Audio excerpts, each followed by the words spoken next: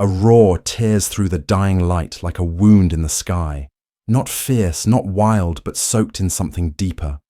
Older roar, with a sorrow that doesn't belong to beasts, and yet it echoes through the trees like memory. Like morning miles away, a man drops, what he's holding his breath caught in his chest. The sound coils through his ribs like a voice he once knew. But buried long ago, he cannot name the ache blooming behind his eyes. But something in him already knows something ancient, something broken, something lost long before the world taught him how to forget. He hasn't spoken the name in 20 years, hasn't dared let it surface. But now it rises unbidden, unstoppable Sundar, and as the jungle holds its breath, so does he, because, in that one, unexplainable moment, the silence of decades shatters and the past begins to roar back to life. Every morning, Arav rose before the sun, not out of urgency, but out of habit. The same habit he'd kept for years without knowing why he moved through his routines with precision, brewed his tea, with the same number of leaves walked the perimeter of the sanctuary, with the same measured steps, greeted the same animals with quiet nods. He rarely smiled, but no one noticed his silence had become part of the landscape, like an old tree weathered, and still inside his cabin, a single worn photograph sat in a drawer, never framed, never touched, but never thrown away. Either, the edges curled from time and memory, a tiger cub pressed against a boy's side, both eyes, bright, both unaware of the ending to come. Sometimes at dusk, Arav sat outside watching the horizon, as if expecting it to speak to him. He would reach for a name in his mind, then stop, as if afraid to remember fully, as if memory itself was too sharp to hold. The forest around him pulsed with life, and yet he carried a quiet absence, a stillness too complete, too controlled, something in him always waiting, though he could not say for what or why and when. The wind stirred through the trees. It sometimes sounded like breath, like footsteps that never arrived, like the echo of a bond never properly broken. It happened fast, too fast to understand one moment. Sundar was there, pressed against him, warm and breathing, alive in that way only the wild can be. And then he was gone. A rustle, a silence, a space where something should have been. Arav ran until his lungs tore against his ribs, screaming into the trees until his voice cracked, and the only answer was wind branches shifting. Nothing. He searched for hours, days, his small hands raw from thorns, his eyes swollen from sleep, lost to grief. But the jungle gave no sign, no scent, no shadow, only quiet, relentless quiet. And in that silence, something inside him folded closed, like a door slammed against the cold, stopped speaking of Sundar, first to others, then even to himself. He learned to smile with his mouth, but not his eyes. Learned to speak in careful tones about safety patrols, conservation, never emotion, never loss. Time passed. The boy grew into a man. His body changed, but the hollow remained, like a room never entered, a garden gone untended. Sundar became a name he didn't say, a memory locked so deep, it no longer surfaced in dreams, only in fragments. A certain rustle, a low growl, a chuff in the dark, and then gone. He lived among animals, learned their patterns, their pain, their healing, but never let them close. Not really, because the silence that followed Sundar's disappearance had taught him that love in the wild comes without warning and leaves the same way, and so he guarded his heart with discipline, wore his solitude like a second skin, and the world believed he was whole, not knowing the part of him that had stopped growing the moment Sundar disappeared. Let me pause the story for just a moment and ask you, where are you listening from right now? Have you ever had someone remember you after years apart? A person? Or maybe even an animal? That sudden spark of recognition that makes time fall away. If stories like this speak to something deep in you, hit that follow button. There's so much more ahead, and I promise it only gets more heartfelt from here. It started with a sound, not loud, but deep. A distant roar carried on the wind, just as the sun dipped below the trees, low, drawn out, aching. It reached inside Arav like a hand closing around his chest, too familiar, too raw to ignore the other rangers. Heard it too. But only Arav stopped walking. only. He felt his knees weaken as if the ground had shifted beneath him that night. He couldn't sleep. He paced the dark porch of his cabin, palms sweating, heart beating in a rhythm he hadn't felt since boyhood. The sound echoed in him, stirred memories he had buried so deep they no longer had shape. A flash of striped fur, a soft nuzzle, the smell of wet leaves and warmth and trust.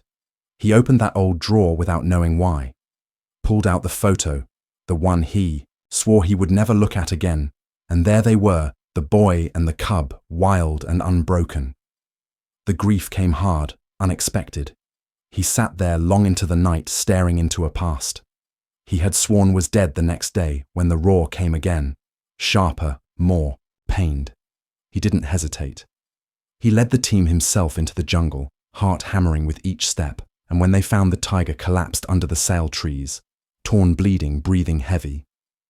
Arav couldn't move at first. He couldn't speak something in. Those eyes pierced through the years, through all the silence. They weren't just wild. They were familiar, not in shape, but in soul. And even though it was impossible, even though time had taken everything, he still whispered the name Sundar. And in that impossible silence, the tiger answered, not with a sound of fear, but with a sound of memory. Something old, something deep, something sacred. And Arav knew then that this was the moment where the past refused to stay buried, where the heart, despite everything, reached forward and said, "Try again." The clearing held its breath, the way the world does just before rain.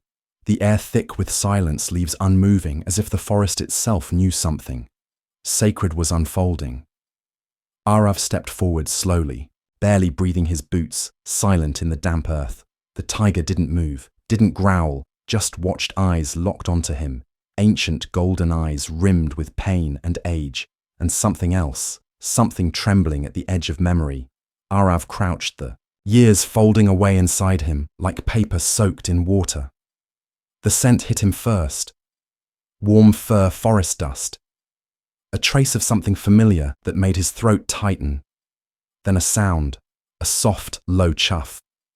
Not of warning, but of recognition, the kind that lives in the bones, not the mind. The tiger blinked, slow, deliberate, and Arav saw it then. Not just a wild creature broken by time, but Sundar the cub he had held in his arms years ago. The same tilt of the head, the same uneven breathing, the same quiet that wasn't, empty but listening, learning. Remembering, Arav extended his hand.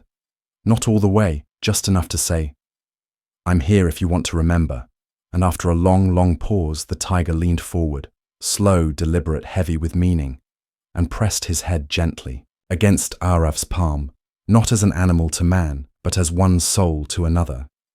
And in that quiet contact, time cracked open. The silence shattered, not with sound, but with weight, with truth. Everything else vanished. The trees, the ranges, the ache in Arav's knees only.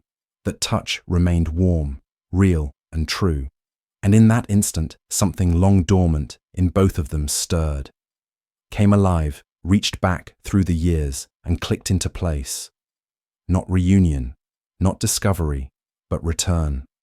The days passed slow and quiet, like the turning of pages in a book left too long. Unopened Sundar lay in the sun now, his breath, even his wounds, cleaned and dressed. His eyes following Arav's every movement, not with fear, but curiosity. Arav sat beside him each morning. No cage, no leash, just closeness. He spoke little, sometimes not at all, but his presence was steady, a rhythm Sundar could trust again. There were moments, small, almost invisible, the way Sundar's ear twitched at Arav's voice, the way he shifted closer when shadows fell across the courtyard once Arav reached out, absent-mindedly, brushed a leaf from Sundar's shoulder, and the tiger did not flinch, only blinked slow and calm. They were learning each other again, not with urgency, but patience. Arav began to smile again, at first barely more than a twitch at the corner of his mouth, but it stayed longer each time, and when Sundar let out a soft breath one evening, resting his great head beside Arav's knee. Arav closed his eyes and let the silence wrap around them, not as something empty, but as something whole. They did not need to become what they were, only to remember that they had been, and that it was still there beneath the years. The ache and the noise the bond had never broken only waited like an ember in ash, and now it glowed again, quiet and alive, in a world that moves too fast, forgets too quickly. They were proof that some things do not vanish. They wait. They endure. And when the time is right, they return. Not with thunder, but with a whisper that feels like home. Some bonds do not fade with time. They do not unravel in silence or surrender to distance. They wait patiently beneath the noise of the world, beneath wounds that never quite closed. They remain quiet, enduring unbroken. And when the moment comes, when two souls finally find their way back to each other, it doesn't come with noise or explanation, only a look, a breath, a touch, and suddenly everything lost is not lost. After all, Arav no longer walked through life waiting for something unnamed, and Sundar no longer looked at the world as if it had turned its back on him. They had changed not into who they were, but into who they were always meant to become, and in the soft light of every new morning, side by side, they reminded the world of a truth too, easily forgotten. Some connections are written too deep to disappear. They don't need words, they simply return when they are most needed, and quietly begin to heal what once was broken.